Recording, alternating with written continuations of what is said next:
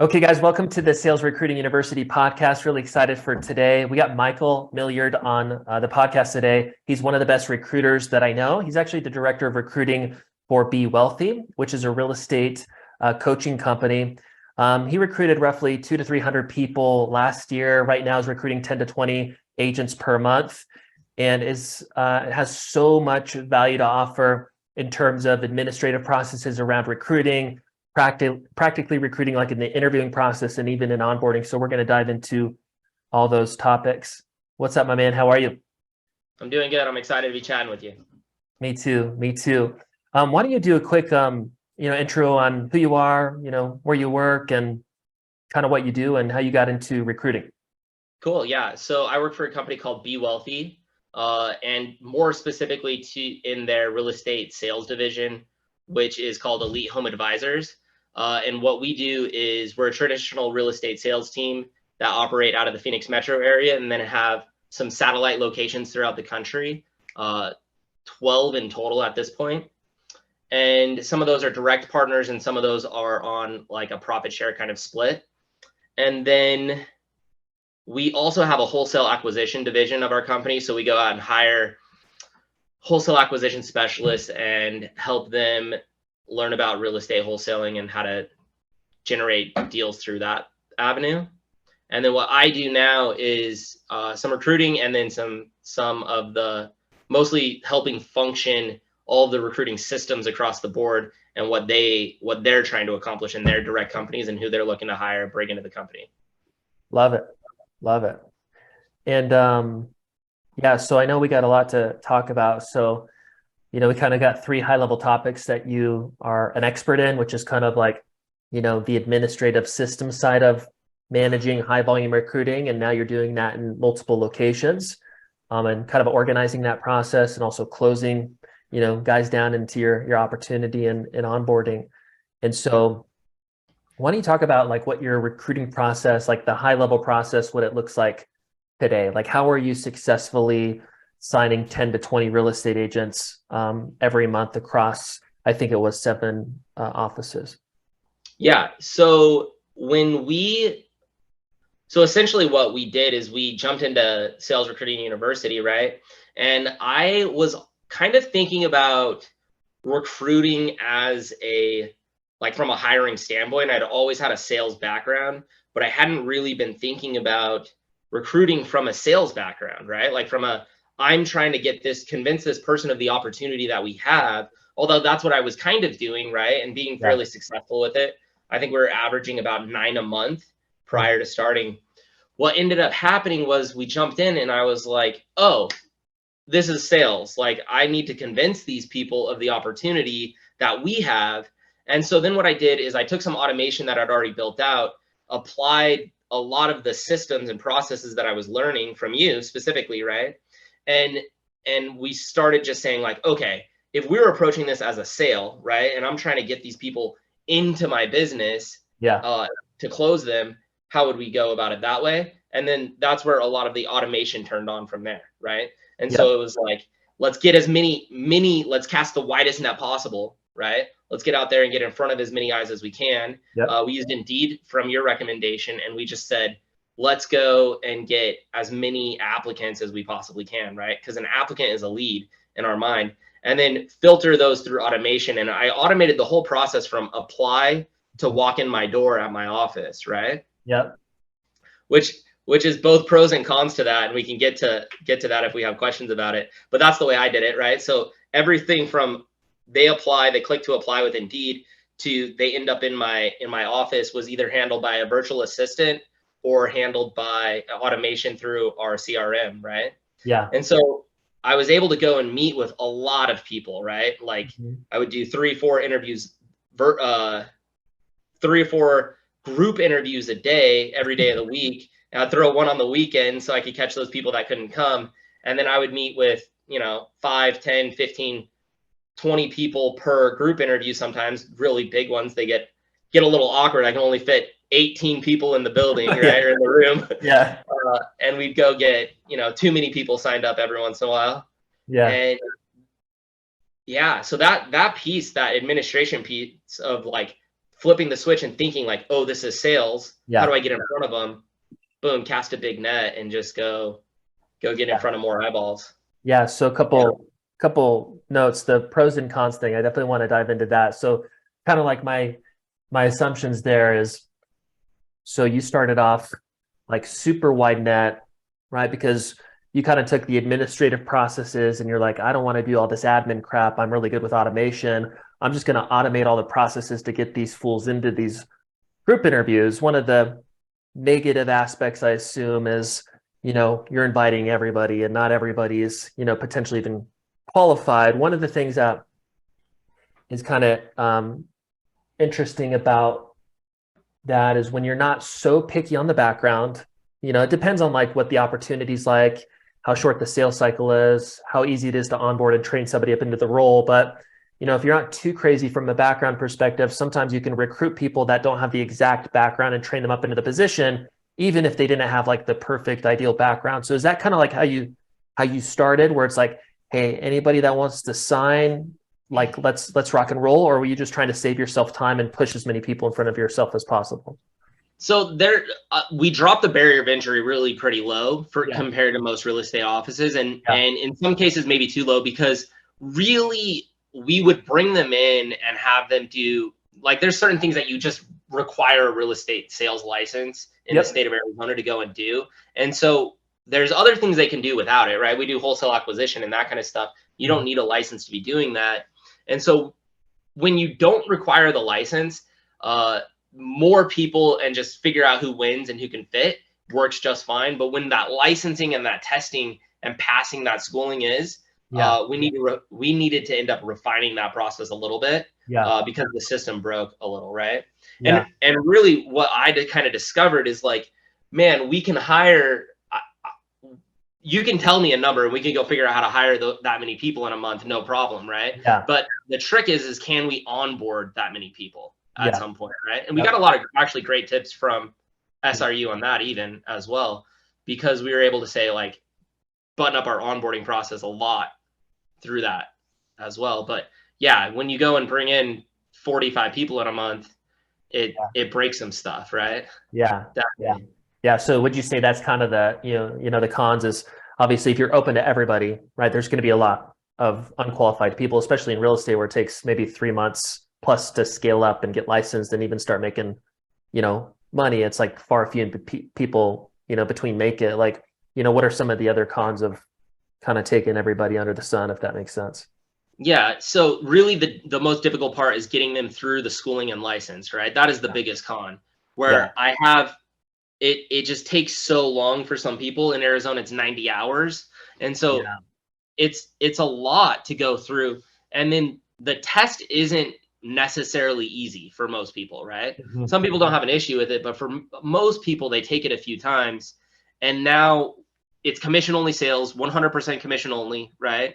It's taken 3 months to get paid. Like, remember it. I'm telling people 90 days before you generate a check after you get licensed. And we hired almost 300 of them, right? So there's a lot of people willing to put in the sacrifice, which is funny, but a lot of people that are willing to go in and put in the work. But like now we have to have the process to be accountable to them as well. And so what we realize is like, hey, let's get them excited. Let's turn them away, tell them to go get licensed, and then bring them back after they're licensed. Okay, cool. So is that's what you're doing now, or you're only taking licensed people? So so we are still meeting with them if they're not licensed. I'm doing it virtually now for unlicensed persons, and we're only filtering unlicensed persons to those group interviews today. Got it. Yeah. And then licensed persons, we've actually automated a lot of that system still too. But we are hitting them with some automation, some incoming, hey, notice your resume stuff, right? Just like you did, or doing some bomb drips to generate applicants, right? And then getting them on the phone, bringing them in to do a shadow. Okay, cool. So you were recruiting before, then you transitioned to this group interview model, and you realized, okay, I can recruit whatever kind of volume I want. You were doing freaking 3 to 4 group interviews per day, which is, by the way, for anybody watching this interested in group interviews, that's not the norm. The more, the better, obviously, because you're, more opportunities for candidates to pick an appointment that works for them. But you were grinding it out as the full-time recruiter, but you It started was out. my only thing, right? That like Yeah. we hired 300 people almost. Like it was my only job. It was also the only way I got paid, right? I was also Yeah. commissioned. So Yep. Yeah. Yep. And so you started out with the group interview model, right? And kind of built some automation and got that process more efficient, realized you can onboard at volume, and you realize, okay, it's kind of a nightmare to hold these people's hands through the licensing process because it's a 3 to 6 month grind. And you've kind of switched processes, it sounds like, to say, okay, we want licensed and unlicensed people, but the recruiting process and the time investment both into the recruiting and onboarding process is different because obviously it's easier to ramp up somebody that's already licensed. So it sounds like you close the people like you did before, and you go, hey, if you really want to be a part of, be wealthy, here's what it looks like to get your licensing, go get it done and then come back to me. And then for for real estate agents, you do more of like an outbound process to licensed people, maybe some real estate advertisements, and then more of a phone interview to funnel interview process. Is that correct? Or how does that work? yeah, so for licensed people, we do a phone interview to an in office shadow with Yep. a post shadow interview right now for most people. So we bring them in during our morning sales meeting, have them like tour the office, Yeah. maybe hang out with one of our agents, and then post shadow follow up. That way we can still do it like a group interview, kind of, right? Because we can invite 3 or 4 people in to shadow all at once. Mm-hmm. But it doesn't feel it a lot of real estate agents are maybe a little bit like self-important, right? Especially ones that are already producing. Yeah. And so they when you put them in a room, all of them in a room at once, a lot Yes. of them feel like this is disingenuous. Yeah. Whereas like most other salespeople get it, real Yeah. estate agents specifically are like need a little bit more like coddling their ego, right? And Yeah. that sounds terrible because I'm a real estate agent, but it's just true for a lot of them. Yeah. One, it's it's fairly easy to make really good money in real estate or really decent money. And Yep. so it's different than a lot of other sales industries where like killers get into that industry and go be successful in it. Well, like in the last 3 years, you could be okay at sales and still do really well in real estate just because the market went up 40% or whatever Yeah. here in the Phoenix metro. So you didn't have to be good. And this year, we're probably going to see a big difference in the types of people that come in. They will probably need less coddling and less like ego stroking to get them to join. But now we can bring them all into shadow. It feels less like it's impersonal because they're going to meet with one person when they get there, or they're going to sit next to one of our agents.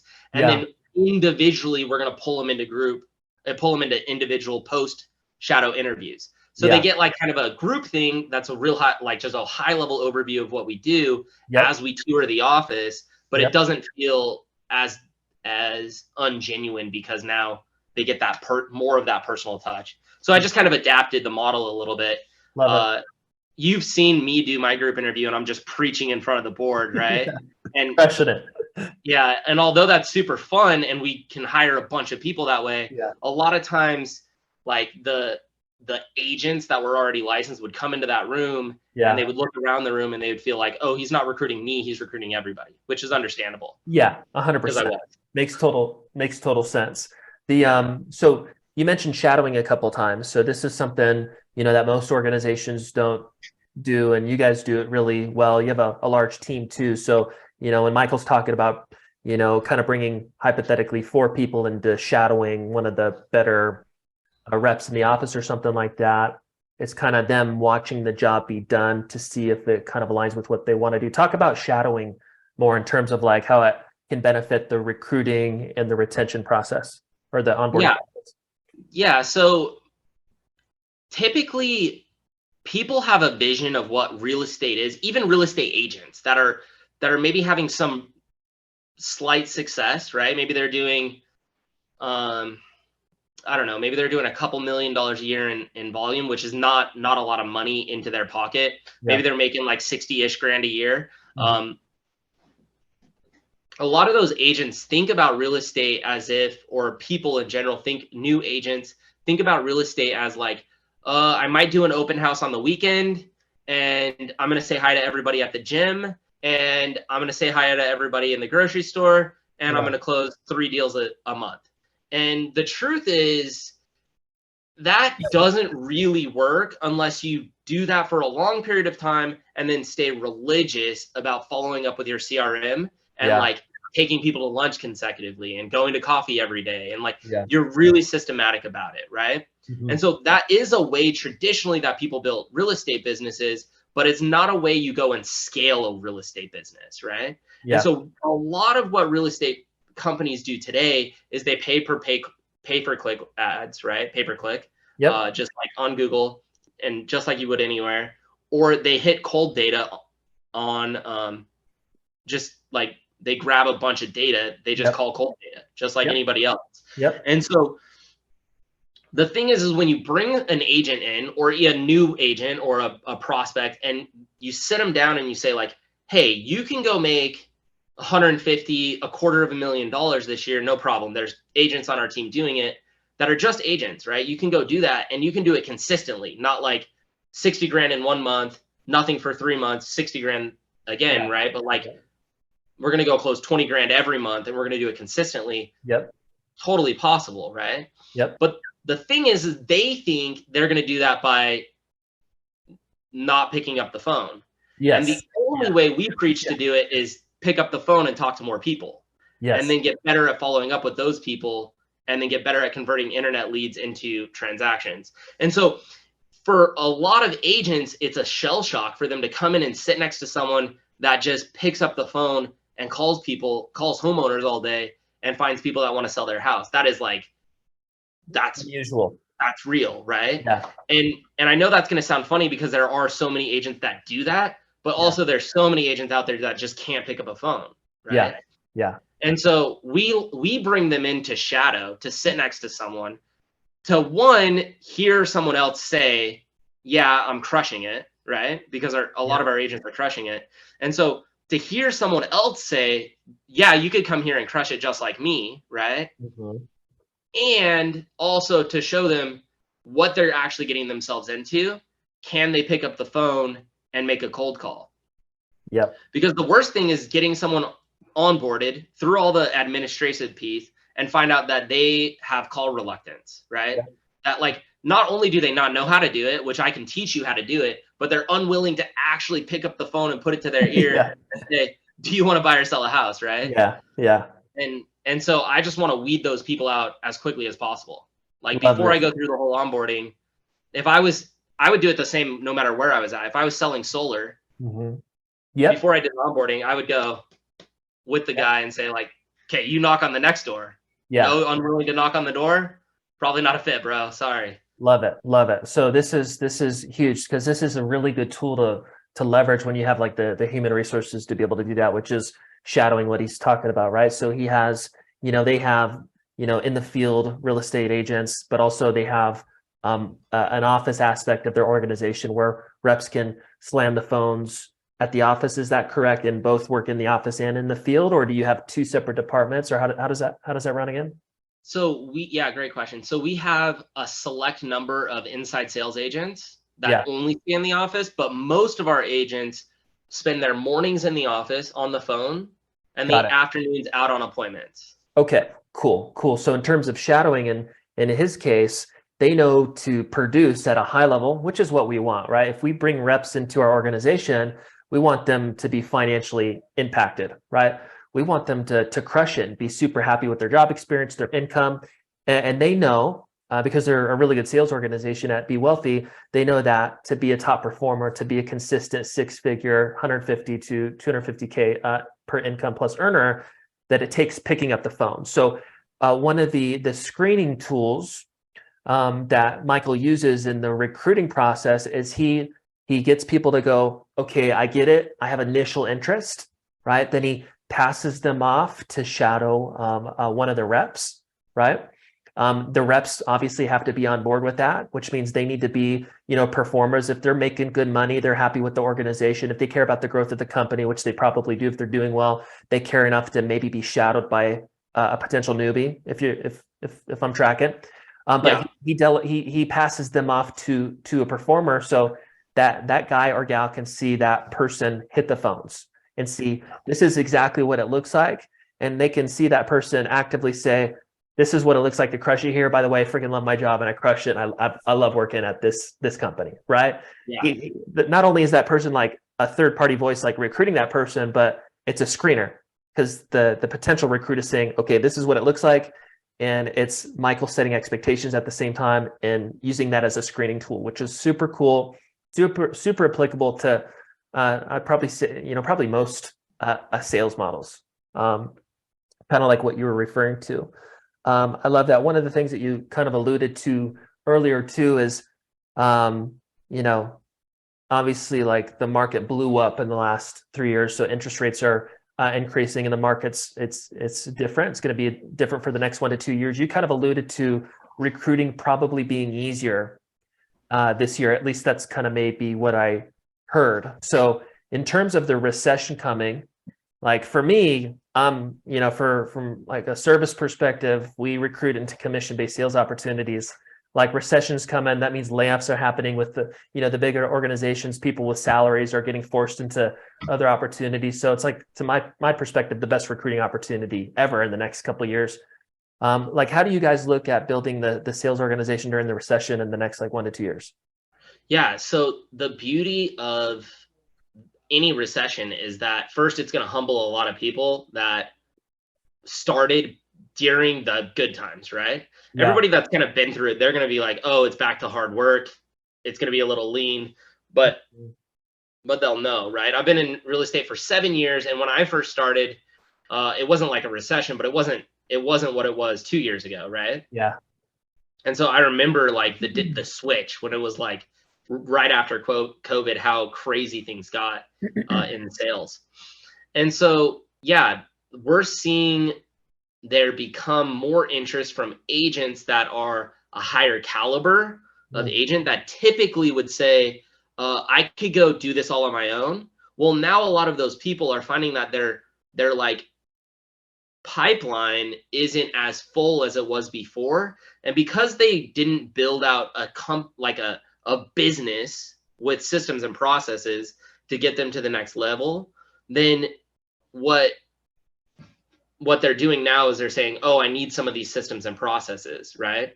And so that's what we're doing on our kind of our Be Wealthy side, is we're finding teams, like small teams, and we're saying like, hey, we have the systems and processes to help you go and get to that next level. But two, at the individual agent level, we're able to go to them and say, hey, the reason that things are drying up is because you don't have the systems and processes. You don't know how to work. You don't know how to work the leads that are unpaid leads, and Zillow turned you off because you weren't big enough to work with them, and they're going through financial troubles, right? And so we're big enough that we can go get leads that you can't get access to anymore because we're big, and unfortunately individual agents just can't get access. These platforms don't have faith in them, right? And so we have more opportunity on this side than ever before, which is great. Love it. Some really killer insights that stuck out to me, and I don't think I've kind of thought about this in depth before. So before I get to that, there's one thing that you mentioned, higher caliber agents are reaching out. That's what you said, right? Yeah, a year and a half ago, if you were making $250,000 in real estate, you wouldn't, like, when I called you or someone called you or you got a message from us, you would just not say anything, right? Yeah. But I'm starting to have meetings with people and less me directly now today, but we're starting to have meetings. I'm still doing some, but we're having meetings with people that are like, yeah, last year, or I should say 2022, right? Or maybe like 2021, I made $250,000 in 2021. And then I made $100,000 the first half of 2022, but then I haven't closed a deal in 6 months. Yeah. And they're like, I feel like I'm in a bad spot. Yeah. And it's easy to be like, yeah, you're in a bad spot, 6 months a contract is tough, Yeah. even in real estate when there's so much potential income. Yeah. Have you seen like some of these guys that are like licensed and more qualified? Have you seen them come into your recruiting pipeline and communicate that their brokers or their leadership team is worried about the economy? Because that's what I've heard at least a few times where it's like our broker is telling us to go do something different, right? And so what's been interesting which is super weak from a leadership perspective, but I've had a handful of people say like in the last 30 days that their broker is communicating like doubt about the marketplace with interest rates rising. And I'm like, what are these freaking wusses doing? Why would you communicate that to your team? And these are like brokers that have been in the industry for a long time. Have you seen anything like that? It was just a side question. So I haven't heard anything like that, Yeah. but that's really super surprising to me, Yeah. right? We are here in the Phoenix Metro. There is a lot of real estate is just like a big industry here, right? It kind of always has been. Yeah. And the brokerage model is something like really interesting to understand, right? And Yeah. so I'm surprised, like these must be people that are really close to their brokerage in some way for their brokerage to say that. And the Yeah. brokerage must be in a position where they have a small enough brokerage that they're thinking that they're going to have to shut it down themselves. And Yeah. probably in my mind, if I'm guessing, there's probably an issue on running the P&L, and they're overloaded. The brokerage is overloaded on human resources, like their human resource. They have too many Yeah. warm bodies in the office, and they're thinking about shutting it down too, because Yeah. they're over expending their resources at this point. That would be my guess. But Yeah. Keller Williams our brokerage is Keller Williams, and they're just like everybody else is having issues, but they're a huge recruiting brokerage to begin with and have some really good recruiting processes. And so they're not going to tell agents to quit real estate and go do something. Yeah. Well, so a lot of people come through our marketing that are in real estate, right? Yeah. And you can see like people that are like affected by interest rates, which is a lot of people, but mostly like a mortgage and real estate. You can hear like the doubt and the concern about the economy and stuff like that. And we're hearing stuff like that communicated. So it's just a side note. But what stuck out a lot in terms of you getting more opportunities with more qualified people, right? When things were easy and good a year, 2, 3 ago, right? They're not interested in looking at other opportunities, right? Now, as the economy's kind of dipping, they're starting to realize they're a part of like crappier brokerages or whatever, or for whatever reason they're not producing what they used to, and now they're open to opportunities. And Michael's there to actually kind of connect with these people, right? So he's proactively recruiting, which is initially getting him the conversation opportunity, and now he's getting the attention of these higher qualified recruits that maybe were not looking for opportunities because they offer something unique in the marketplace, which is kind of my general point. From like a recruiting perspective, that is always a big lever when you're persuading people to come work with you, especially people that really understand your industry, right? If you're really, really unique within the industry like you guys are, then that person that understands the industry can understand what's so unique about you, and they're either interested in that or not. And so that seems to be what's happening.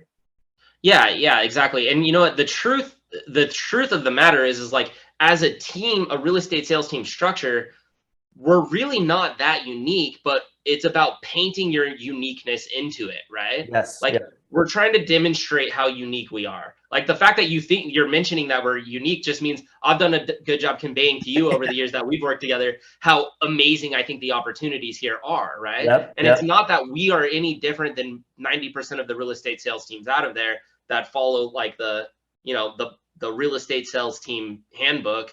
Yep. And basically Gary Keller wrote that book on Millionaire Real Estate Sales Agent, right? But Yep. like that is not really, like, we're not that different from that. Are we bigger than most? Yeah. And do we have expansion teams? Sure. But like when you boil it down and you're an agent joining our team, very similar, right? Very similar feel, very similar structure. But now I can go paint a difference between a team and a brokerage, and I can avoid having the brokerage versus team like splits conversation, right? Compensation conversations can change because of the way that we're painting our uniqueness in the market. Love it. Love it. Try to.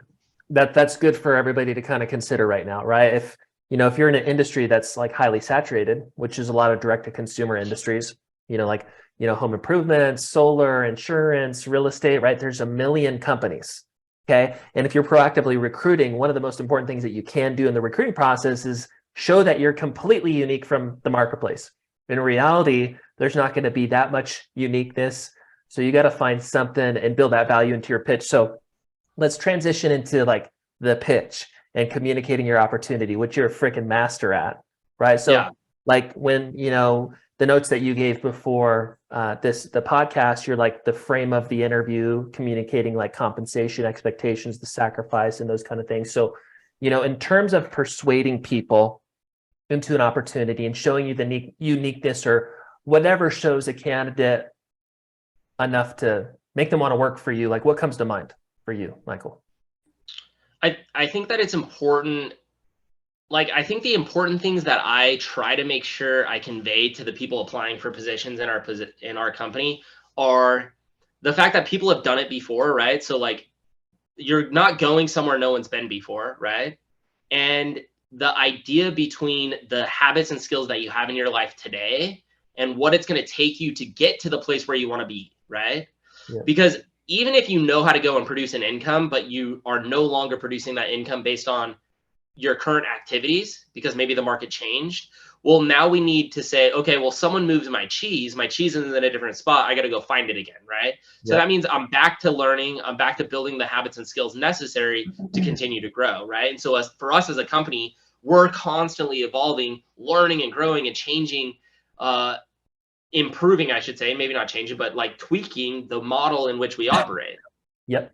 So it's important to lay out let's build upon the habits and skills that you have as an agent or as a future prospect, right? Someone that might become licensed and grow from there, right? And so that's like the first thing that I like to convey. The next thing I like to convey is like, it is hyper important that everyone understands that we are in the type of relationship where we both have to be committed to growing and helping each other grow. So it's never anybody's responsibility to hold themselves back in that type of relationship, right? Like my job is to get as big and grow as fast as I can, and their job is to continue to grow and get as big as they can, and together the opportunity is going to continue to grow. And so at any point, if someone outgrows us as a company, right, and we no longer can provide bigger opportunities to help them continue to grow within their framework, then it's their responsibility to leave our company and go somewhere else, right? Yeah. But because we believe that, because we have the belief that it's never anyone's responsibility to hold themselves back, we are constantly expanding and growing as a company so that we can open bigger doors for the people that we bring into the company. Yeah. So that's why we don't just have agents, but we have like a sales agent kind of group, right? Where it's like you come in as a sales agent on our team, and then you become a coach and you coach a group of sales agents, and then you go from coaching a group of sales agents to we help you open up an office, and then you open up and run that office, and we help you do another one, or whatever that framework looks like, right? Yeah. And we've done that kind of thing over and over again already. Yeah. And so it's like there's constant room for growth as we find the right kind of talent to bring into the company and grow that way. So if that's where you want to go, we'll throw dollars behind you to help you get there, as long as you're continuing to push yourself, just like we're continuing to push ourselves, right? Yeah. Yep. And then I think it's important to be really realistic on what the opportunity is and what it isn't, and what people should expect from the opportunity in like a general sense, right? Yep. And then like framing out the difficulties or sacrifices, right? I call them sacrifices to get there. And once you've laid that all out, that framework, man, it should be in a way where they're so already sold into the opportunity and the idea that whatever you say is the sacrifice will not matter to them. Yes, because you've pitched it so well. They're like, whatever the sacrifice is, it's like, if I ain't gonna make money for 6 months, that's all good because it sounds worth it, right? Yeah. Right. And also, it's not that they're not going to make money for 6 months. They're going to be investing, right? People go to school for a decade to become a doctor, right? Yeah. You Yeah. go to school for a decade, and people think that, like, man, 3 months without a check is a sacrifice. It's not. Yeah. It's not compared to a decade and $500,000 in student debt. Like, Yeah. that's a sacrifice. Yeah. And like the average doctor in Arizona, like the typical doctor, he's going to make pretty close to like what a top performing agent on our team is going to make, if not possibly less, Yeah. as the doctor, right? Yeah. Yep. And so it's not, I mean, it's not that big of a sacrifice when you frame it right. But when Yeah. someone's like, oh, real estate takes 3 to 6 months to start producing consistent income, and then it probably takes a year to 2 to start producing like big income, and Yeah. then yeah. Yeah. Yeah. So there's a bunch of gold that stuck out. I want to just do a quick recap. Thanks for sharing all this. This is awesome. All awesome stuff. One of the things, and this is not always doable until you have the team yet, right? They've built a really amazing organization. They have tons of successful reps. So they have people succeeding in the role already. But one of the things that he presents in his recruiting pitch, whether it's done in a group, a phone interview, via messaging, whether it's recapped in a final interview, he's communicating that, hey, one of the things that's unique about this organization is people are already doing what you're saying you want to do, right? We have reps consistently making 80, 160K, 300K per year.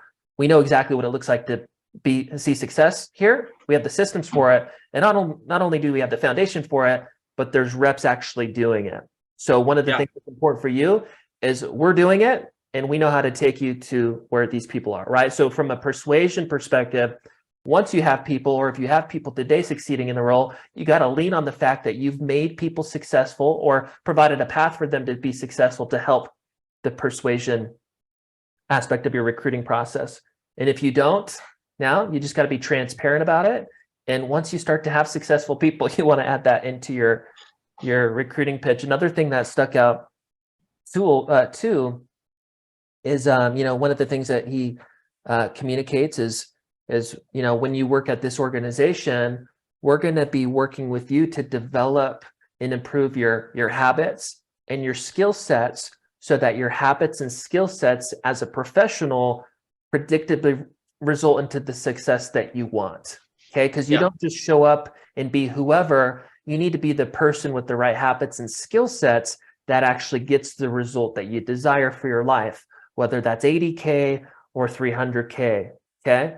And ABC type of life experience. So he communicates that we're an organization that is going to teach you and lead you through having the right habits and skill sets, right? So from a candidate's perspective, they're starting to get more clarity that the leadership and structure seems to be in a way that they're going to give me all the tools that I need for success, if that makes sense.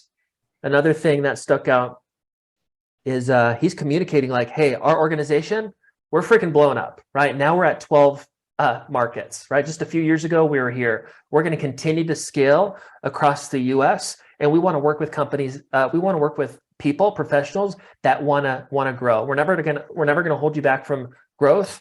We're a growth-oriented organization, and we're looking for people that don't want just the bare minimum out of life, that want to just pay their bills, but that want to grow and build a career out of this industry or something like that. Did I recap on that correct? Do you want to add anything to that? Yeah, exactly. But I think so. We also work with a lot of agents that have, one or like business owners, right? That have themselves and they're trying to scale into having a sales team, right? Okay. And so when we take a business owner and they're like, man, I'm doing everything, right? Yes. And like I have to be the recruiter and the coach and the onboarder and the everything. You work with a lot of those types of people too, right? And they're like, I want to build a sales team. And everyone's like, well, I don't have a bigger opportunity to sell someone on. Yeah. Well, just imagine what it would look like if you had 50 people already, right? Yep. Like what positions would need to be in place for you to even manage that 50 people? That's what the opportunity looks like going forward, right? Yep. Because you're only going to really effectively have 7 to 12 direct reports, right? Yeah. Effectively. Yeah. So once you get 7 to 12 direct reports, now we need another level. Like once you have 14 people Yeah. or 20 people, Yeah. now we need another level of management anyway, right? Yeah. So Yeah. like that person that you're hiring, if they're a rock star and you're an agent and you're one guy and you need to go hire one more guy to come help you, Yep. well, sell the opportunity today, but also look at where the opportunity could lead, Yeah. and also sell the possibility of the opportunity if they're willing to build who they are as people Yeah. along with you to get to the point where you Yeah. can both create that opportunity together for them. Yeah. That makes sense. I think Yeah. it's important because a lot of agents think, oh, I don't have a big opportunity yet. But Yeah. that's not true. You have the big opportunity once you have the person ready for the opportunity. Yeah, you got to think through what you want to accomplish. I love this topic because it's so important from like a recruiting and retention perspective. Like showing the opportunity that exists, like the objective advancement plan to accomplish A, B, and C. Like when that's a real thing in the future, that helps you persuade reps, and it also like helps you manage people because you can continue to get them on path. Like, hey, you're on track for this. This is where you're going. Like, let's get back on track. But for a little bit more uh, clarity there, because this is a fun topic to think through. So Michael's talking about like, from what I'm getting is thinking through like what you want your organization to be like in the future. So, and you got to kind of dream a little bit big, right? So if your goal right now is to go from like $1 million to $2 million in revenue, that's not really exciting to the marketplace. Okay. If your goal is to maybe, at least from like an opportunity perspective, when you start to lay out the opportunities that will arise as you go to 1 to 2 million. Well, if your goal is maybe to go from like 1 to 10 or 20 million, well, all of a sudden you're going to need a huge team to actually support that growth. And so in terms of pitching growth opportunity, in terms of pitching advancement opportunity, which was the next thing I listed out, if you don't know what that looks like yet, one of the fun things to do is to think through like your big goal, right? It's got to be big goal. It's got to be a big goal because people are excited about big growth opportunities. It can't be weak and small because it's not exciting. So think about like the big next goal, right? Maybe that's, if you're at 1 million and you're thinking about 2, that's not exciting. It's got to be 5 to 10 probably. If you're at 10 and you're thinking about 12, it's probably got to be more like 20. And what you do is you go from, hypothetically I'm at 1 million and I want to get to 10 million, and that's $9 million in difference. And then you reverse engineer the team that's necessary to get there. As an example, if, the average revenue this isn't applicable to real estate, obviously, but just to illustrate the point is 300K in revenue, per rep a year. And I'm trying to go from 1 to 10 million, which is a $9 million difference. 300K divided by 9 million, that's 30 reps, right? And all of a sudden I have this team of 30 that I need to build. Well, that's going to require a lot of leadership, maybe a director of sales and 3 sales managers that oversee 10 people with, 3 co-leaders. And all of a sudden I've created 7 leadership opportunities that I can communicate in my recruiting and retention process. Is that kind of what you're talking about? Exactly that. And not only like, the other thing is like when you're halfway there, right? A lot of real estate sales teams get to this place where they got like, I don't know, 15 agents on the team, right? And they got an admin and a TC and a sales leader, right? Yes. Sales manager, and they got the owner. They call him a rainmaker in real estate typically, right? And he's still kind of in production at this point, right? Yeah. 10 to 15 reps. But the problem is a lot of times we don't then express the idea of continuing to grow with the company. And what happens in real estate is you train an agent, they spend 2 years in the industry, they see exactly how you do it, and then they bail and go do it themselves, right? Yep. Yep. But the problem is that's not their fault, that's our fault, Yep. right? With any company, that's our fault for not conveying the fact that we're willing to invest in you and say like, okay, well, we got this office of 15. Let's let you go and we'll hire 15 people for you to coach, Yep. right? Or 5 people for you to coach or 10 people for you to coach. We'll go open another office somewhere else and you go coach those people over there, but we'll partner on it and we'll like lock it in together so that we're expanding now. Yeah. And maybe you don't want expansion, but I don't want to lose our top guys either, right? Exactly. So pick a poison. Yeah, exactly. It's like when you stop like your best people, especially in like a performance-based environment, once they kind of master what you do, as soon as they think they can maybe do it better and make more money, they're getting distracted. So you got to continue to have more opportunity to keep them interested, right? You're fitting their goals within whatever your company growth goals are. And that's kind of the name of the game, especially in an all commission type of opportunity. The last couple things before we move on to the onboarding topic that stuck out, this is huge, is transparency and like honesty when presenting your opportunity, right? Like it's really common for people to kind of doubt or not be confident in their commission-based opportunities. So they kind of inflate the opportunity, or maybe it sounds sexier than it actually is, or you can make, they quote what maybe the top 5%ers make in the first 30 days. And really the average person doesn't make money for 90 days or whatever the industry or opportunity is. It's important for you to be transparent and honest in your recruiting process. So why do you think that is, Michael? Like what comes up for you around that topic? So the thing is like, you want to be as exciting about the opportunity as you can, right? But the other problem is that even if you get someone that's good, and if you over quote what is realistically possible, even the good ones, right? The great ones are going to hit it because that's what you quoted. Yeah. But you don't build a big sales organization with only great people. You're going to have some good people in there too, right? Yeah. And the bad ones you're going to get rid of, right? The people that can't hack it, you're going to get rid of those ones. That's why you're recruiting constantly, because you're going to let some people go. At least that's what we do, right? We say, hey, you know what? This really doesn't seem like something you're interested in. You're not doing the things that we're suggesting. You're not following the coaching really. You're not being coachable. And so we're going to let you go, right? And that's fine. People are going to fall out. I'm not worried about it. That's why we recruit. But we also want to keep the good guys, right?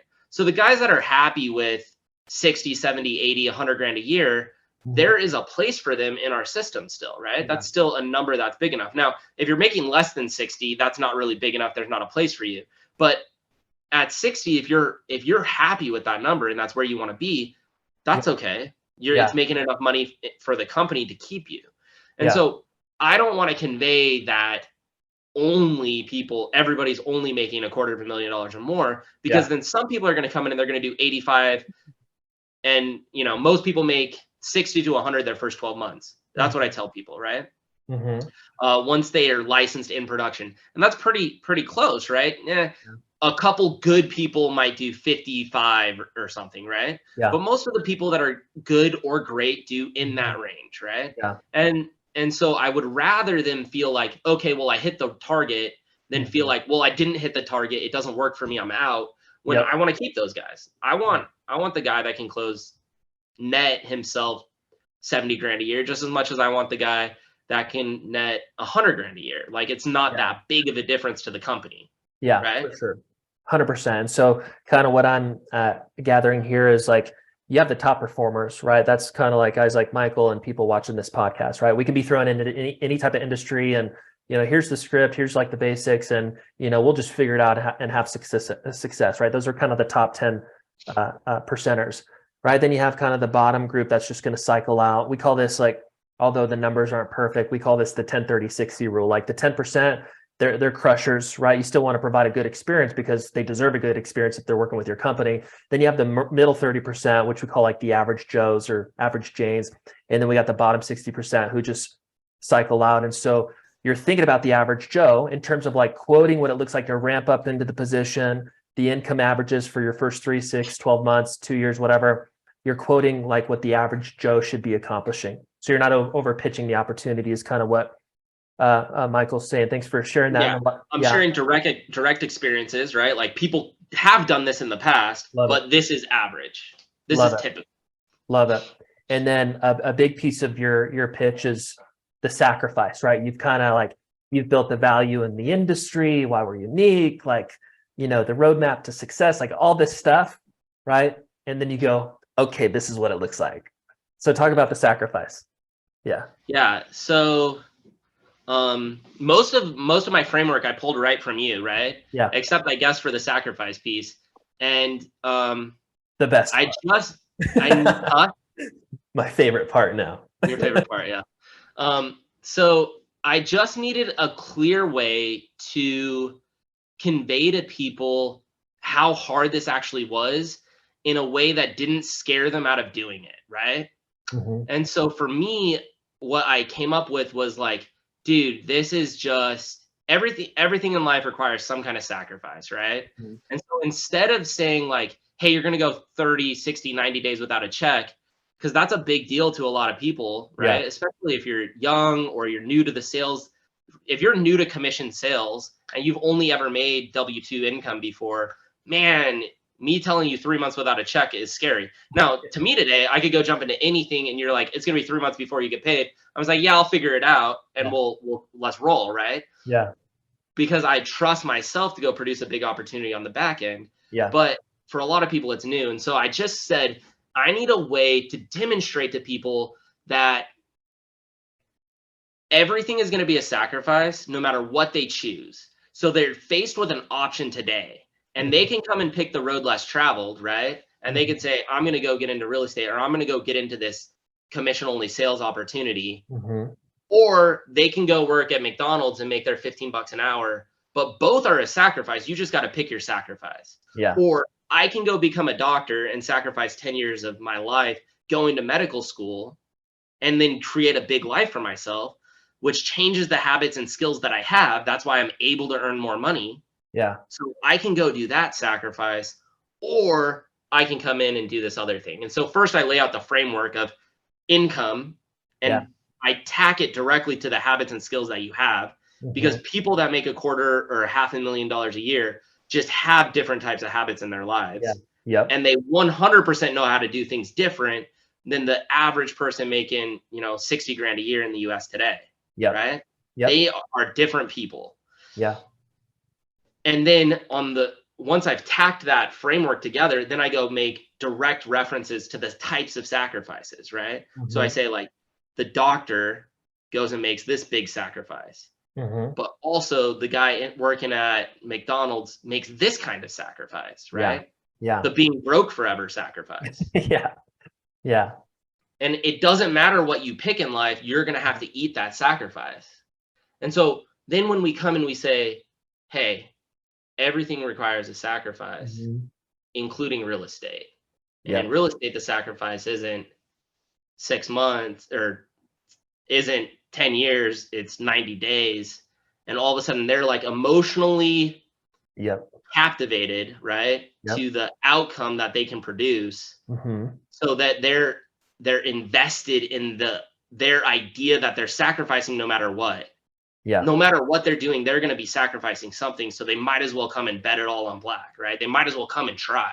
The ultimate baller close. I love it.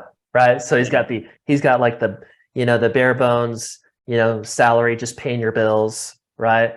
And he uses that example plus the doctor example. You can go to school for 10 to 15 years, 300K and, student loans, and not making money for 10 to 12 years to figure out a job where you make 180K and you don't even know if you're going to like it or not. All the way at the other end, the guy that's working at McDonald's, just paying their bills, barely getting by. Their sacrifice is being broke forever, work until they're 90, right? Never being able to, do anything outside of work and not being able to X, Y, and Z. That's a sacrifice. The reason I explain that is because there is a sacrifice in every opportunity, including this one. Here's exactly what it looks like. But what's cool is instead of, 10 years, 12 years to make the doctor money, you can make that money here in 6 to 12 months. That's what we're talking about today. And he encompasses everybody that he's talking to, right? And he brings them in, and it's freaking awesome. So thanks for sharing that piece of gold. Let's transition into onboarding. You had notes around setting expectations. We've kind of talked a lot about expectations, but that's on the list: expectations, accountability, coaching, sales, training, and role play. So let's talk about like onboarding expectations. Actually, could I say one more thing? I think that's important specifically to real estate, but to all topics in general. One thing that I cover specifically in the post-shadow interview, because I'm just thinking through my process now, is I cover the difference between a real estate, or even in my group interview, between a real estate brokerage and a real estate sales team. And so differentiating your company from every other company in the market will help you then later not have to deal with the fact that our commission splits are less or lower, right? It's really important to bring things back into, like, I'm comparing apples to apples on this. And I think it's true, like, from even like every industry. Like if I'm selling at Vivint, right, where we got a big name and we're selling solar, whatever they sell now, they sell everything, right? Or I'm selling at like the tiny down the block pest control company will like I would guess that the reps at Vivint probably make less per deal. I'm just guessing. I have no idea. Yep. But the down the block sales guys, no one's ever heard your name, right? Yep. And so Yep. you have to differentiate the difference so that you don't lose reps to this company Yep. because they're paying you more, quote unquote, per deal. Anyway, it's just Beautiful. important, like to lay out what a brokerage does versus a real estate sales team, and how that difference is there in real Big. estate specifically. It's a really big deal. Yeah, that's gold. And so to kind of piggyback on that a little bit, when we were talking about the uniqueness piece earlier, right? This, you use all this stuff both in the recruiting and retention, right? Because even the people that are working with you after they sign up and they're ready to rock and roll, we're constantly keeping their attention. But in terms of recruiting, when you're talking about multiple things. You're talking about your culture, your industry, your company, right? And, especially for people outside of your industry, you're ideally helping them understand why ABC industry is unique from a sales career perspective. So in your recruiting process, they're going, wow, this industry is freaking awesome. And then when you start to communicate what's your company, you want to start to communicate what's unique about your company within that industry. So it's like, the industry is amazing, right? Candidates are like, this industry is amazing. I'm getting bought in, right?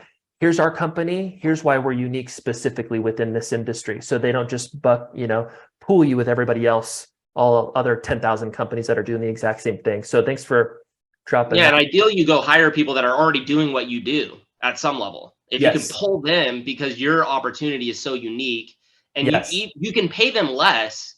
Yep. You can pay them less per deal if you can differentiate your offering enough to make it worth it. And not everybody is like, I want more money. Some people want more value, right? 100%. Yeah. And we offer less money per transaction, but our value is we offer more growth opportunity and probably more transactions. Yeah. Like realistically, a lot more transactions. 100%. That's what's nice about, when you have like a good brand, a good organization, something that is unique, people that understand that industry, they can clearly understand actually what is unique about your company, and they can intellectually understand it, right? So that's Or if you have a small company, right, and you're one guy starting to go to 2, or you're 4 guys going to 7 or whatever it is, well, maybe your offering is like, you're going to get way more one-on-one coaching here than you will anybody anywhere else. Love it. Right? We're going to be directly pouring into you here more than anywhere else you go, because we're a small company. You're going to have FaceTime with the owner.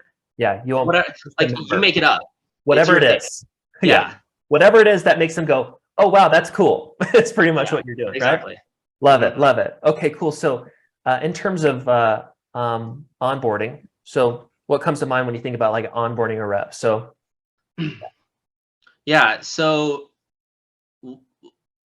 we onboarding all those people really started to break things in our system, right? And things start to rattle around.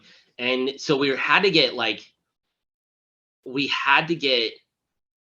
clear on a lot of our onboarding systems. And so what we did is we started to go back and say like, okay, well, what things can we offboard to, a virtual assistant or an admin, right? And what things can we completely automate into the company so that it just happens, right? So when they show up day one, we at least have a written down process, right? Yep. And then something we took directly from you was, let's set the expectations early, right? And let's build out our 3 pillars of like what we're onboarding, right? Yep. Let's build out our 3 pillars of like where they should fit, and then let's coach to their goals, right? Yeah. I don't remember what you call it, but success blueprint. Yeah. Yeah. And so there's the tier 1, tier 2, and tier 3. We call it our 3 pillars, but like there's the tier 1, tier 2, and tier 3 of like what kind of rep you want to be and how much money you want to make, and then let's go coach to that process. And then we had and have like a really clear, like, this is what you're going to do day 1. This is what we expect from you day 1. This is what you're going to do day 2. This is what we expect from you day 2. All the way through your 30, 60, and 90-day buildup into what things are going to be happening. And then like up to the point where the coach is signing off on their one-on-one meetings and all of that stuff. And a lot of what we got from you, and some of it we already had, but like a lot of that is all just like built into it. So it's like hey, this is the thing that you should be doing today, right? These are Yep. the 5 videos that we already recorded. Yep. Because like I could explain to you 100 times how to go use the dialer, or I could send you a video and you could watch it, right? And you can watch it Yep. on 2x speed and you can watch it 6 times. Yep. And there is someone, we don't want to take away the personal touch altogether. So there's someone in charge of getting you in and going, but Yep. also like when you have questions, refer back to this thing. So we might show you how to do it once, and then we might send you the video so you can continue to follow up with it, right? Yeah. Or we might send you the video, then walk you through how to do it, and then get you in, right? So a lot of like the admin stuff, we automated a lot of it, outsourced it, or got it streamlined in a way where it's just always X, Y, and Z. So Yep. our recruiter, me in this case, could just submit a form with all the information needed. And when they show up day one, Yep. or I actually would submit the form when they showed up day one, so we didn't accidentally onboard people that didn't show up. But Yep. when someone showed up day one, within an hour, I could have them, boom, brand new CRM, brand new email account, all of that stuff. Really easy to streamline with an admin or VA, right? Yep. Love it. And then the coach or whoever is in charge of keeping that person can be really clear with the expectations conversation and what's not only expected from our rep, but what they should expect from us. Because I think expectations is a two-way street, that if they don't know what to expect from you and we don't know what to expect from them, then we're going to have miscommunication and create like a sense of unfairness, right? And Sure. and really that feeling of unfairness only happens when expectations don't meet reality. And if we Yep. don't clearly communicate expectations. Yeah, what's the quote actually? I think maybe I got that from you. But the when expectations don't meet reality, it just means we probably didn't communicate the expectations Yeah. correctly in the beginning. Yeah. Love it. Love it. Let me kind of recap on a couple things there. So we're talking about onboarding and there's a lot of good stuff here. So the just like he does in, his interviewing process, right? He's bringing clarity to exactly what it looks like to see success, like at a high level, right? Yeah. And then sometimes these details are going to come up in the recruiting process, like exactly what it looks like day by day to see success. Not always, but it's good to know that information in case it does come up. In case the candidate wants to know to be able to make a confident decision. But he brings the expectations into onboarding too, right?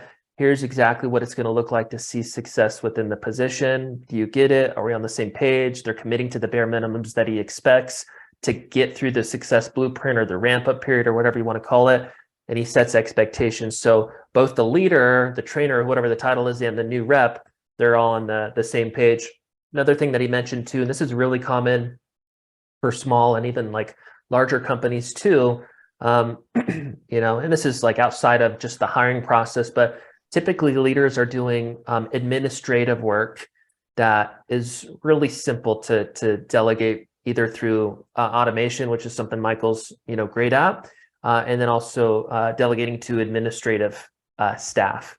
As an example, Michael overseeing, whatever 12 offices or whatever the number is now, 7 to 12 offices, he shouldn't be spending 3-4 hours a day doing administrative work, right? His value is better suited for, improving systems, pitching, the best top 10 percenters into, be wealthy or whatever it is, right? There's typically administrative work. The point is that can be delegated so your time is better focused on more valuable things as a leader, right? That can be done through automation and delegating to, administrative staff that's low cost, opening up time for more recruiting or more training or more management or whatever it is, right?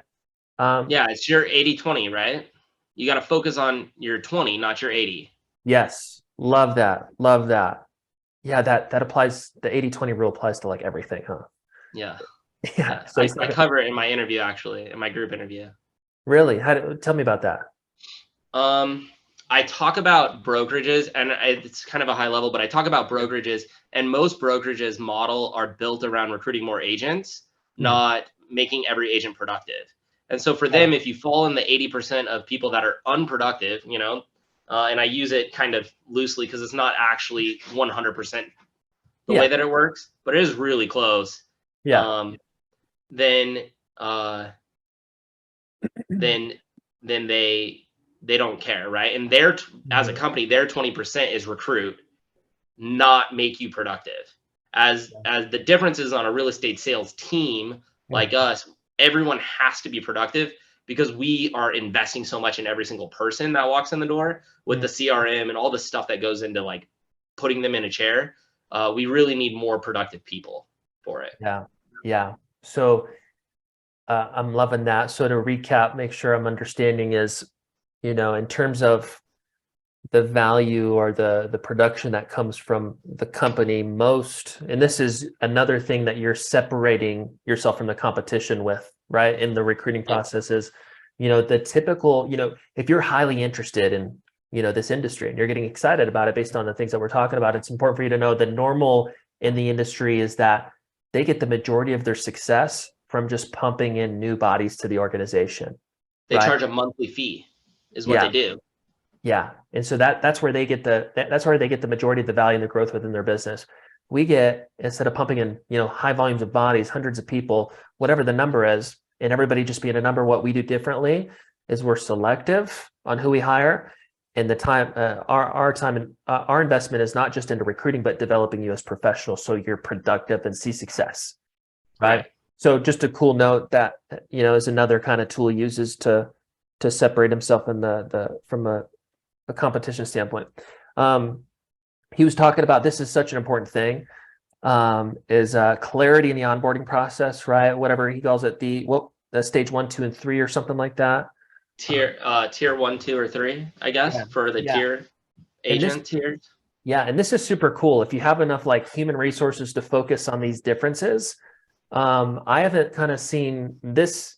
I remember kind of talking about it, but this is super cool. So you have, it's like, option one, option two, option three. Hypothetically, if you type to income, it's 75K, 150K, 300K. What rep do you want to be? Right. And then Yeah. it's the success blueprint.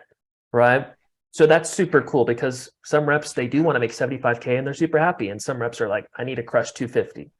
And so Yeah. that's super cool that you have different pathways um, uh, in onboarding for each rep. More complexity, more attention from a leadership perspective, but that is super cool once you have enough people to focus on those differences. But what he was talking about earlier, we call it the success blueprint, is for each one of those options, right? Let's just boil it down to one, right? Let's say you have one position.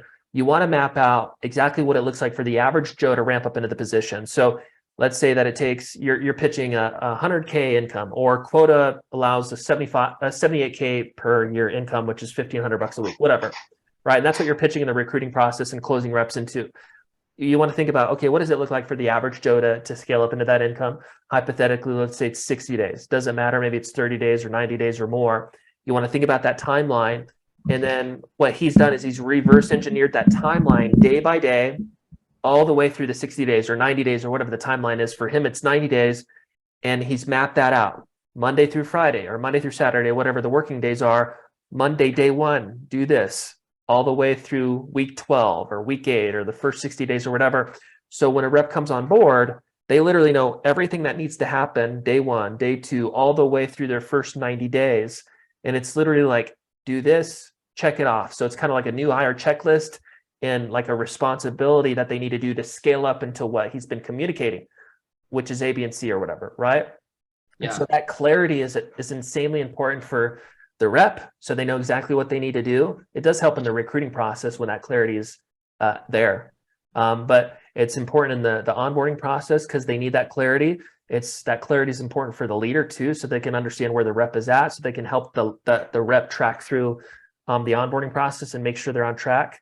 If you're unorganized in a commission-based opportunity, like it gets messy quick. You can get away with that crap when you have like a salary and stuff like that, but in a commission-based sales opportunity, you need organization, you need to be clear. So there's not other opportunities for reps to increase doubt, right? If they're 2 weeks in and there's no organization and they're like, what the heck is going on? I don't know where I'm at. That's a bad thing. Yeah, and the farther you are from start to most likely like their first check, right? The bigger the sales cycle is, the more like structured Mm, everything probably has to be, right? love it. Like the more, because they still need to have safety, right? What are like the 5 human needs or whatever? I don't know. I'm not a big Tony Robbins thing, but he's got his, is it 6 or 7 human needs? But like one of them's security, right? Or Yep. safety. And so like that's still, even for like someone that is big on um commission only sales opportunities, right? And they're like, hey, I I am so down to go 3 months without a check. I'm really excited about just Mhm. eating what I kill only, right? They're still going to need some type of security built into it. And you build security by streamlining the process from 0 to 1, right?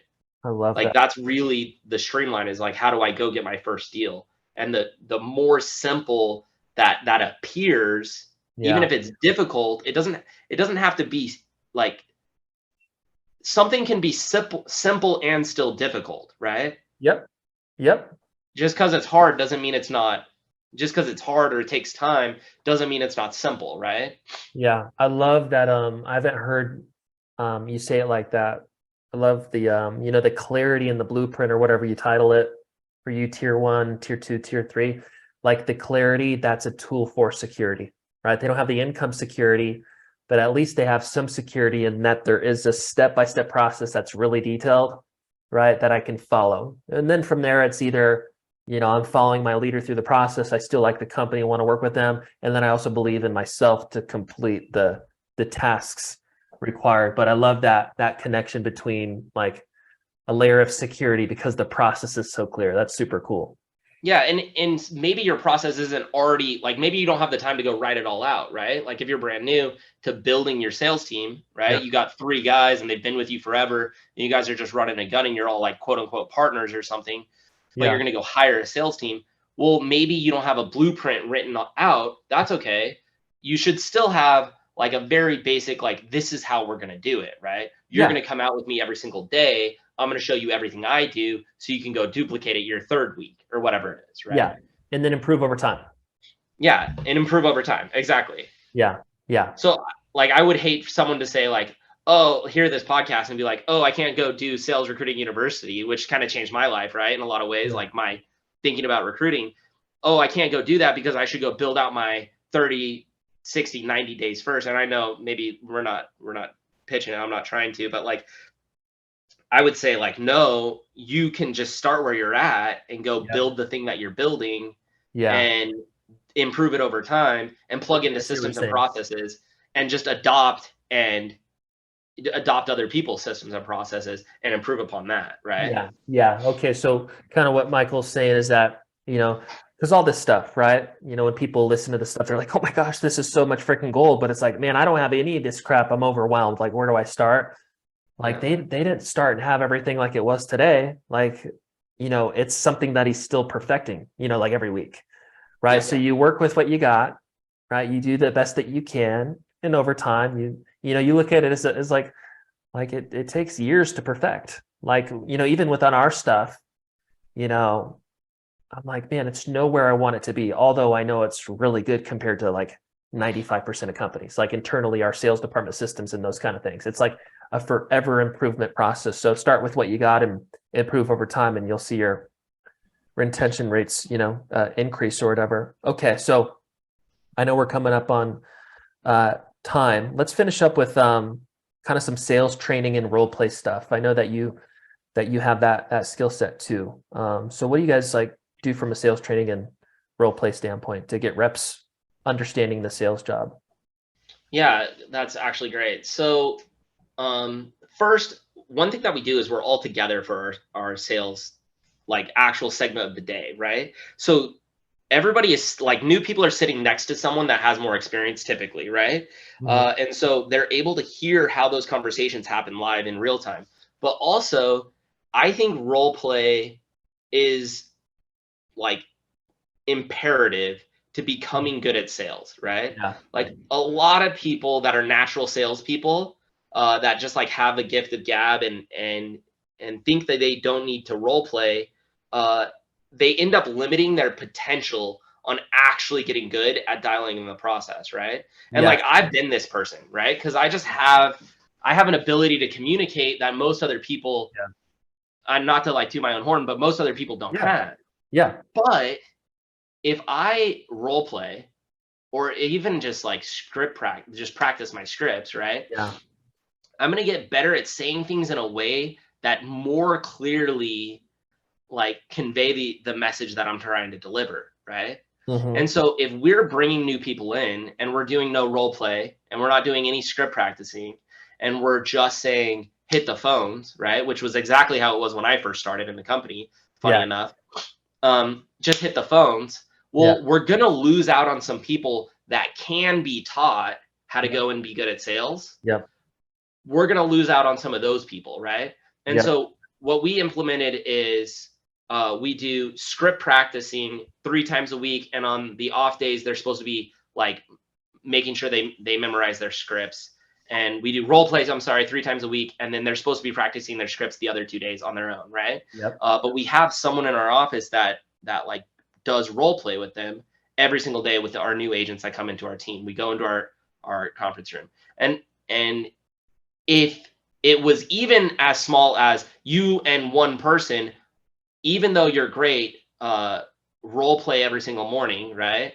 That is huge, right? Yep. And the benefit too is this: the market is changing. Your market and whatever market you're in, it's always constantly changing. There's new things happening, right? Yep. There's new articles being written about solar every day, or there's new financing programs being written about this. There's Yep. all kinds of things changing. And so you're going to get new questions coming up in your pitch anyway, right? Yep. And if you're an agile if you have the agility as a salesperson and the knowledge to overcome it, great, you're going to do fine.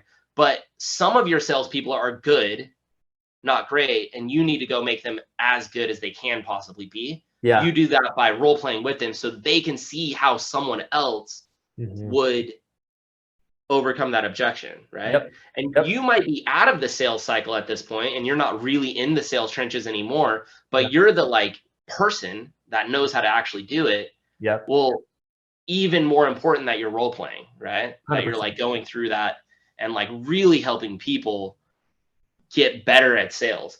Because Yeah. most like killer salespeople, what ends up happening is you find them untalented, you find them young, you find them fresh, you find them new. Yep. And if you're going to keep them, you got to keep improving them, right? Yep. Yep. And so that's how a lot of salespeople that are great, that are really good, have found a place that's home, Yeah. and they're cruising. They're going to go crush that for the next 60 years, right? Yep. Yep. So unless you have a massive opportunity that's way light years beyond everything else in the market, Yeah. you need to go grow some talent in-house. Yep. And if you're not role playing, if you're not hitting the scripts, you're not growing the talent, you're not going to get those people to the place where they're great, and they're not going to stick next to you. Yeah. Yeah. Love it. So I'm going to recap on a couple things. One of the things that you just said, it's like you need to build talent, right? You need to grow talent. That's such a huge piece in commission-based, sales opportunities, right? A lot of, especially small businesses that don't have like the recruiting and management background, they're just looking for somebody with this cookie cutter perfect experience that is going to come into their business and for some reason want to work with them as a top 10%er and come and working with this small business that has no online reviews, no successful reps, no processes, and just come in and make them rich, right? So that's not the reality, right? So one of the, it goes back to that 10-30-60 rule, right? You got the top 10%ers, right? The guys like, Michael and I and people watching this, and then you got the middle 30%, which is like the average people that will show up, align with your values and do the work, but they're not experts or they don't have the wing it factor, or they can't work through the challenges as easy. That middle group needs to be trained so they can actually have a chance for success. And that bottom 60% or whatever the numbers are, they end up cycling out. And so he's talking about, you're building talent. There was a quote from I forget who it was, but it's, you can either build talent or buy talent, right? And that makes perfect sense. It's like you're either given a ton of money up front, right? Or a ton of value up front, like, career value, kind of like what you're talking about in terms of be wealthy. Or you need to be open to building talent, which is what you're getting good at. You're getting good at building systems for that middle group of people, the average person that if they show up and push ABC buttons, you can turn them into sales success and making money. And one of the big things in terms of learning the sales process that Michael's talking about, which is a simple thing that most leaders can do if there's somebody successfully selling within the business now, is simply role playing. Like that's something that we just interact, we just interact and do, right? Assuming I have like a basic sales script and a basic sales process, you know, I can pull up our sales script for closing people into our recruiting services and, let Michael read it for a couple of days and we can just jump into, next Monday and start going back and forth and role playing. And all of a sudden he's learning our closer sales process, right? So it's such a good, simple tool that companies don't do, but it is like one of the best things that you can do to collapse the learning curve for reps. So that's killer. Anything else that came to mind for you? Yeah, I guess also it helps demonstrate. So in 21 Irrefutable Laws of Leadership, he talks about how you can only lead people that are at a leadership level less than you are anyway, right? Yeah. Yeah. And so if you're in an office locked in doing your thing all day and you're not demonstrating that you have a sales ability above them, and I'm gonna kind of tweak it a little so that we can talk about sales ability, they may not see your leadership ability as well, right? Yeah. But if you're in front of them every day and you're like helping them get better, well, they're going to be more bought into you as a leader Yep. because you're demonstrating the ability that they have. And maybe you're not a wonderful salesperson. Maybe you're I don't know, maybe you do roof contracting, right? And you knock on doors because you got to sell your thing. You're still probably the best at selling yourself in the company you have today. Yep. So Yep. you should do it, right? Yep. You're still the 100%. best at presenting the opportunity you have today, so you should do it. And you're only going to get better from role playing anyway as well, Yes. right? True. And you investing that time is only going to help you seem like you're leading them more, even if it's not 100% perfect. It's Yeah. better than nothing. Yeah. You got to be okay with working with what you got and just know like business is a long-term game, right? Even if you thought you could get it perfect in the next 3 to 6 months, when you do whatever's in your mind, you're going to realize, man, it's not even close to what I want, right? So you work with what you got, you have some faith and start building your team and improve over time. I love what you said about leading from the front, like in sales, that is the ideal, right? As you're somebody within the organization is crushing it at the sales role. So the sales guys come in, believe that it's possible. And if that's not really happening yet, because you're a small business that, maybe you're not a crusher in the sales, process yet, but you're recruiting people and onboarding people, at least you're showing up and providing them support and being the servant leader to do the best that you can to get them ramped up as you work with what you got and get your team off the ground. So last thing, and we should probably end it because I think we've gone a little bit over. This has been freaking awesome though, man. I appreciate you so much. Yeah. So much fun. I forgot to ask you too, like your opinion around like your energy in the recruiting process, right? Like when you're pitching, you're like, yeah, like you're so bought in. You're like, you're just like, this fool believes what he's saying, and so I believe what he's saying, right? So that obviously that helps the recruiting process for sure, right? You transfer the belief, and I feel like that's such an important piece. But not everybody has that. Like, not everybody has like that like charismatic, enthusiastic kind of like, tone to them. So in terms of energy, what comes to mind in the recruiting process? Like how important is that? Well, I guess what I would say is this, like, you're right. Not everybody has that, Yeah. but and don't ever be disingenuous with who you Yeah. are, right? Yeah. But on the flip side of that is, there's a lot of people that didn't have any money before they made a bunch of money. Does that make sense? Like, there's a lot of people that don't have anything in their lives and they go figure out how to do it. And sometimes you just got to fake it till you make it, right? Yeah. Sometimes you have to walk into a home or you knock on their door and you're saying like, I'm going inside this door today, and you Yep. just go close it, right? And Yep. so I think that if you're not naturally that person that's really big and outgoing and super friendly and has that type of energy, Mhm. sometimes you just have to like put your big boy pants on and do something that is hard for you, right? Yeah. Because no one will feel excited about your opportunity if you're not excited about your opportunity. Yeah. Yeah. And I think that's the foundation of it, right? And it's common, especially for a small business owner that really doesn't feel that confident about their opportunity yet, right? To feel like, a lot of doubt because they don't have like anybody succeeding in the role. Right? It's like, well, Yeah. you're doing well in the position. You're just a small business owner going through the process of what every other business went through when they were one, two, or three people or whatever, right? So at the base of like, in terms of like, we're talking to finishing up on persuading people in the recruiting process. And I was talking about how Michael, and this is how I've always been too. It's been a big part in terms of persuasions is we're like, our energy's high. We like believe what we're saying. We're excited about it. We're in our minds, like, this is the best opportunity that you could possibly be a part of. And that belief system transfers to the candidates and helps them believe what we're saying. Okay. Really important. And I thought of that because Michael is huge in that area. If you don't have that yet, fake it till you make it kind of thing. And it starts with confidence. You got to like trick yourself into understanding this opportunity is freaking awesome. And I need to tell people about it. And I need to believe what I'm saying. So was just a last note. We'll end it there. How can people reach out to you at Be Wealthy? Yeah. They could just email me directly at Michael Milliard at Elite Home Advisors, and I'm happy to answer any questions that they have.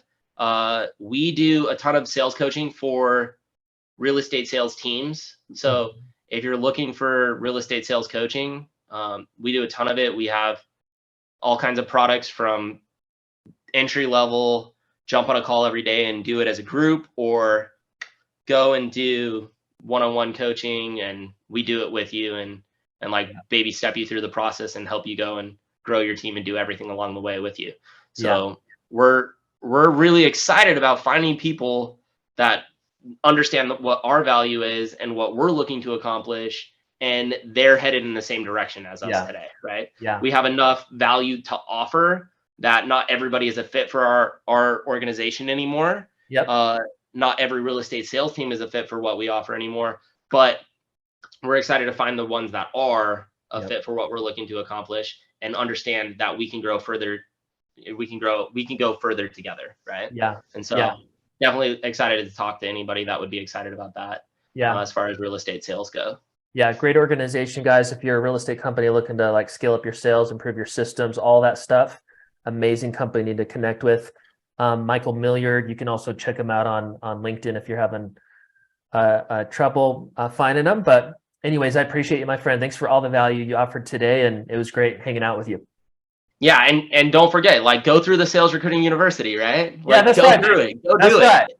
That's right. You just redid the whole thing. It's brand new. Go through it again. It's so freaking good. I'm pumped. Yeah. Yeah. I appreciate you, bro. Yeah. Awesome. Thank you.